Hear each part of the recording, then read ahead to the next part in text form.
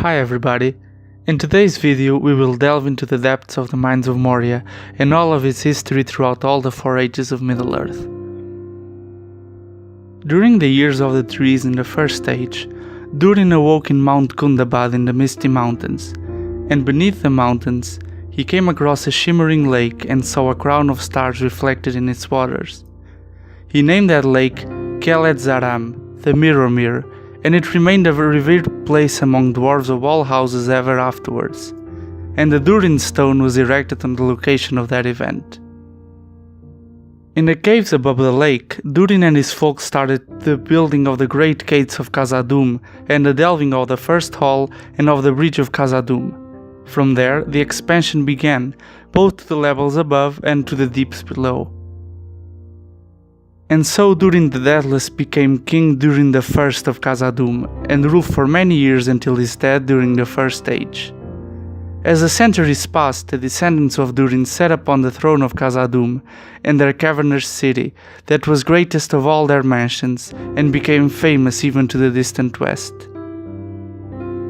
In the year 40 of the Second Age, after Beleriand was destroyed by the War of the Wrath, most of the dwarves of Novgorod and Belegost began leaving in mass from their now ruined cities for Khazad-dûm.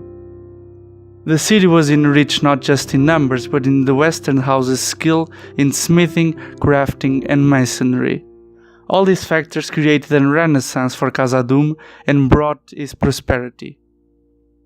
Also fleeing from the destruction, the Noldor founded a country of their own by the western gate of Khazad-dûm, Eregion, and a rare friendship sprang between the dwarves and the elves of this new land. By that time, Khazad-dûm had expanded so much that it completely traversed the mountains from east to west, ending to the western rocky cliffs at their base, the walls of Moria. The dwarf Narvi, along with Eregion's ruler Celebrimborr, constructed the magical west gate of Moria. The friendship of Khazad-dûm and Eregion came to a sudden end, however, in the year 1697 of the Second Age. Sauron overran the country of the elves, and despite the best efforts of the dwarves to help them, he succeeded in destroying Eregion and driving away the survivors. Durin sent a great force of dwarves to protect the doors of Durin, but with the elves dead or fleeing far away, his warriors withdrew and the gates to the city were shut against Sauron, also secluding the kingdom off from the outside world. It was also during this time that the orcs reinvaded the mountains and made war on the dwarves, taking Mount Kundabad from the kingdom of Durin. Their seclusion was broken for a time with the beginning of the War of the Last Alliance. The dwarves of Moria fought alongside the elves and men in their campaign to defeat Sauron for the last time. With the conclusion of the war, the dwarves went back to their country and resumed their seclusion from the world. During this time, Khazad-dûm further expanded its treasures, but despite this, its numbers began to dwindle. Most of its great wealth was based on the mithril that was found in the mines, and as the centuries passed, the dwarves mined deeper and deeper for the precious metal. In the year 1980 of the Third Age, they dug too deep and unleashed a nameless terror from the depths beneath the city. The creature wreaked dreadful destruction, and in slaying the king Durin VI became known as Durin's Bane.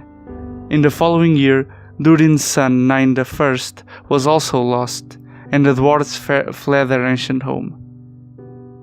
Khazad-dûm then stood dark and empty, but for the brooding menace the dwarves had released. In that time, it was given a new name, Moria, the Black Pit. The monster, a Balrog of Moria as it was later known, lurked alone in Moria for nearly 500 years. After that time, the old city of Khazad-dûm began to be peopled again, but not by dwarves. Orcs from the north began to enter their abandoned city to raid its treasures and occupy it. They also began to worship the Balrog as their deity. Soon afterwards, Sauron directed his creatures there, and Moria began to fill with orcs and trolls from Mordor. Though the orcs' numbers were greatly reduced in the Battle of Nanduhirion, fought in the valley beneath Moria's west gate, the Balrog could not be bested, and Khazad-dûm remained a place of darkness. In 2989, there was an attempt by the Longbeards to reclaim their ancient home. The expedition was led by Balin, who had accompanied Bilbo Baggins on a quest of Erebor. He led a colony of dwarves there from Erebor. The colony was successful at first, killing a considerable number of orcs, taking many of the eastern halls and finding many lost treasures, such as Durin's axe. They were however defeated and slain by the orcs in 2999. When Frodo Baggins set out from Rivendell with the Fellowship, they at first planned to travel over the Misty Mountains. When they were stopped by heavy snow on Mount Caradhras, they found themselves pursued by wolves and orcs and fled into Moria, so as to go under the mountains. There they found Balin's journal in the Book of Mazarbul, and learned the fate of this expedition. They were then set upon by a host of trolls and orcs, and they discovered that the terror was in fact a Balrog of Morgoth. Gandalf fought the Balrog on a narrow bridge and succeeded in destroying a section of the bridge to make the Balrog fall. As it fell, the Balrog snagged Gandalf's leg with his whip of thongs and pulled him after him, sending them both plunging into the abyss spanned by the bridge. The rest of the Fellowship managed to escape Moria and reach Lorien mostly unharmed.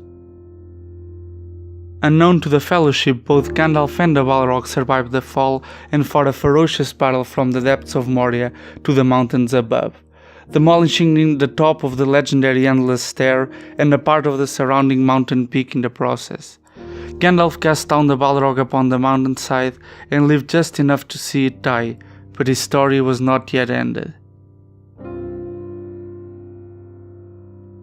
While Gandalf had felled the Balrog, Moria remained a place of evil creatures until the Fourth Age, where the retaking of Khazad-dûm by Durin the Seventh seems to have occurred. He became king of Durin's folk and led a final return to the city. He was successful, and long after the War of the Ring, the dwarves of Durin's line reclaimed their inheritance, and the hammers rang again in their great halls beneath the Misty Mountains. I hope you enjoyed this video, and if you did, please leave a like and subscribe. Also, feel free to check any of my other videos. This was Fantasy Lore. Farewell, friends.